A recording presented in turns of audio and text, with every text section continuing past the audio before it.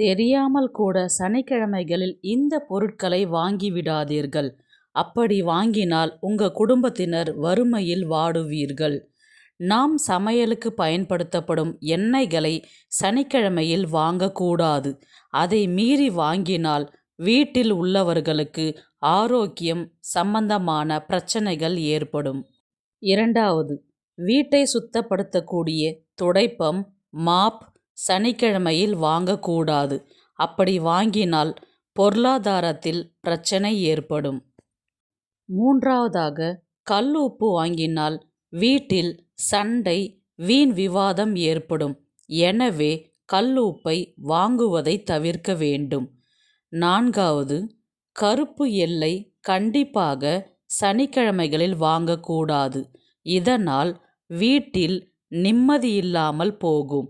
வீட்டில் தரித்திரம் ஏற்படும். ஐந்தாவது, இரும்பு சம்பந்தமான பொருட்களை சனிக்கிழமையில் வாங்கவே கூடாது.